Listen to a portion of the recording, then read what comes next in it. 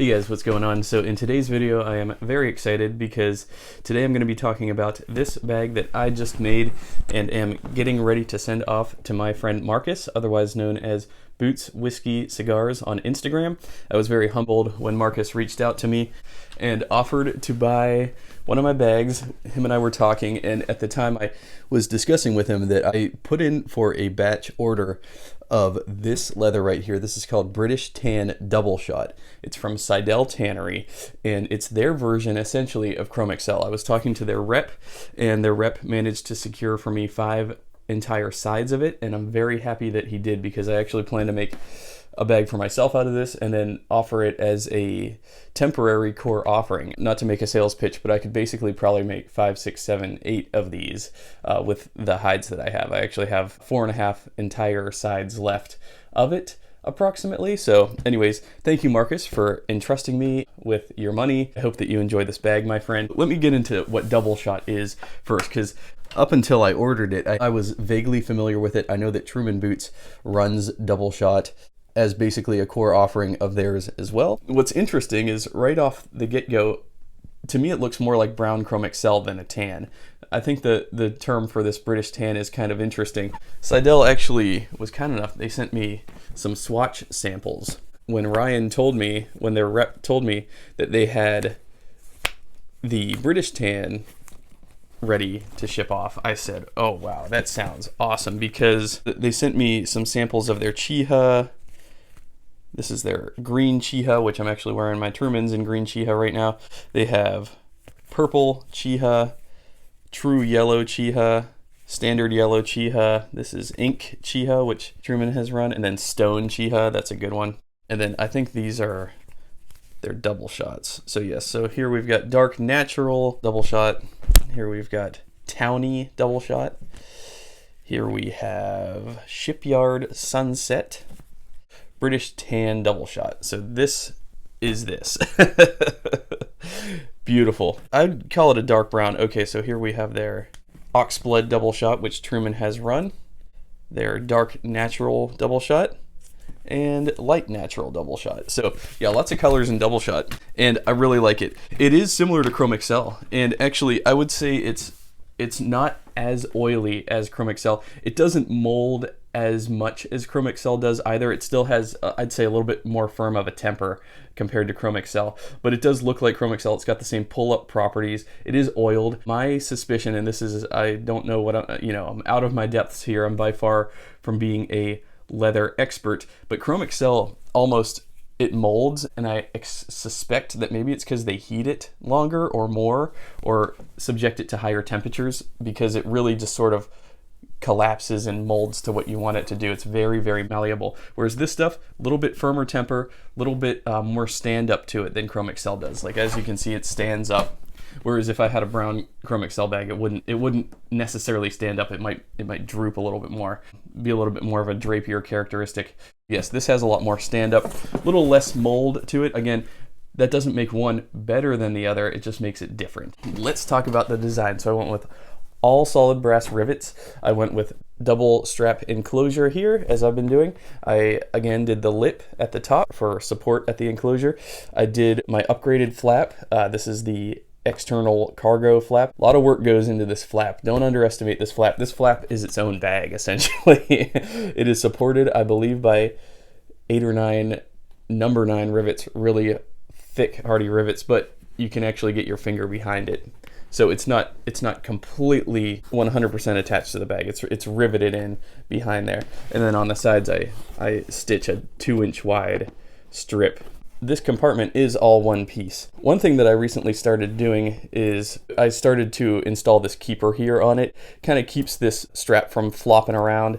I noticed on my natural Dublin bag that it was sort of getting out of hand and flapping around, so I actually put one on my natural Dublin bag as well. It just gives it, some support so that, you could pull it out all the way, but that way it's not flapping around. And then the big thing for me was, and this is why I like to field test my equipment, is because I was getting these enclosure straps confused for this enclosure strap too. So I like it to be crystal clear. At the spur of a moment, what flap is which. Looks like I have 7 number 9 very thick rivets inside of here, keeping it secure, as well as leather washers, keeping that well padded in there. So that will be nice.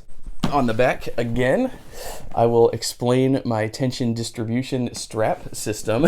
We've got the core anchor here. It's a leather piece, which is double riveted to the leather attachment, which attaches to the O-ring here. This O-ring connects to the 2 straps that connect to the 2 primary straps. The 2 primary straps are actually 2 layers of double shot, first bonded together and then saddle stitched together. And then I have these 2 tension relief straps, which right here and right here, which connect to this pull handle. It's all just super supported by one another. Think of like a belay system. Rock climbers, they incorporate the belay system. They anchor into the wall, but then they have other climbers backing them up so that if one of them falls, you've got backup. So I don't like having any one single point of failure in my bags, and so this is why I built it like this, to make sure that there's no single point of failure anywhere. As you can see at the base here, I do double rivets to secure the base roller buckle, as well as I did 1/2 inch adjustment holes here. I rarely do a single rivet, just in case one gives out. I do 2 everywhere. 2 here, 2 here, 2 on these roller buckles. You can't see them, but there's 2. Yeah, 2 at the base here, 2 on these roller buckles. So yeah, you can see double rivet, double rivet. Do I have to do that? No, again, I do it because each rivet supports the other rivet. So one rivet is enough to stand on its own, but I like support, I like backup. And then here, he requested the olive wax canvas lining. This canvas lining adds a lot of additional support to the bag. This double shot, I wouldn't say needed the lining, but it does have it. The only downfall to the lining, and the lining is a good thing, but it's gonna make the rolling a little bit more stiff. So Marcus, you've got some breaking in to do here on this portion of the bag. You know, this double shot would otherwise, if it were unlined, it would roll up a lot easier. Because of the lining, it will be a little bit more stiff, more supportive overall, but I am very happy with how this came out. It's got such a nice, luxurious appearance to it. This double shot is amazing stuff. And in fact, let me read a little bit about double shot. So this is on the stitchdown.com website. Fritz Seidel Jr. says, talking about double shot, he says, "This double shot," referring to a pair of Trumans he pulled out, "were actually made with the first sample leather we made. We had time on our hands during the pandemic and we were like, okay, we've got some pull-up leather crust. What if we did a full hot stuffing and finish it like our other pull-up leathers?" So we had this piece, and one of the guys at Truman's was looking for some newer leathers. One of our other sales guys sent it out to him, and they made a pair of boots with it, and they loved it. From there, we were able to branch off, make some different colors out of it. This is black walnut double shot, but we don't really make this color for anybody now. We just have the oxblood, the British tan, the brown and black, and the light dark naturals that we make with them. So this is kind of like the exclusive color that we got to have. Like Horween Chrome Excel and this double shot, it's all on a natural back, but because we have to pump out so much on the flesh side, it's hard to control that color. And all those guys want their leather to go both ways. They want to use it rough out as well as grain out. Let's see what Truman has to say about this. So Truman says, "Introducing Double Shot, a new leather from our cohorts at Seidel Tannery in Wisconsin. Double Shot is a bootmaker's dream. It's easy to work with, supple, loaded with pull-up, and bound to result in gorgeous wear. This is Bay Double Shot, and it will be the first in a handful of colors we are doing, including the richest, oxblood." Rocky Mountain Leather Supply says that Double Shot is hot stuffed pull-up from Seidel, full grain, chrome tanned, full aniline finish, medium firmness, 7 out of 10, cut side 20 to 26 square foot, top grade, smooth pull-up grain, smooth flesh, dyed on the top grain, tea-colored core. Double Shot is tanned in Milwaukee, Wisconsin by Seidel. The Seidel Tannery has been going strong for 75 years and is one of the few remaining tanneries in the United States. They have a ton of experience and are true masters of their craft. The Double Shot is one of our favorite new leathers for its beautiful pull-up, smooth finish, and buttery hand.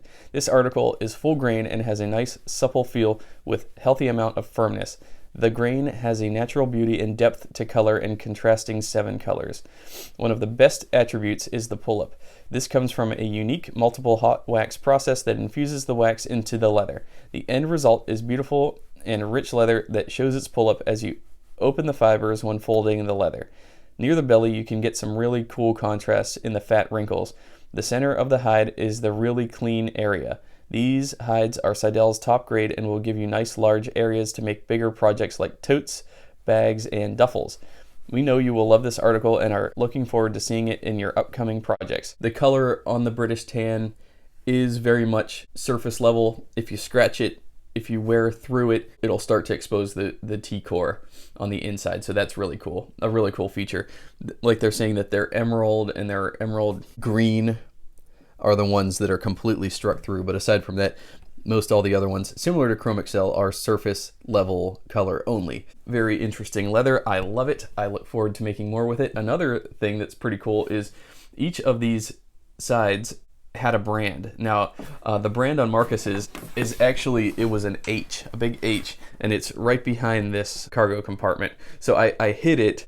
But Marcus, if you look behind there you'll feel the brand mark in there. And I actually already sent him a picture of it. If interested, I could incorporate that brand into a displayed side of the bag, but I didn't want to do that on Marcus's. I just wanted to make it clean. I have a feeling not everybody would like that brand, but if I were to incorporate it, I might do it somewhere like on the back, where it's sort of hidden, but maybe on center display, who knows.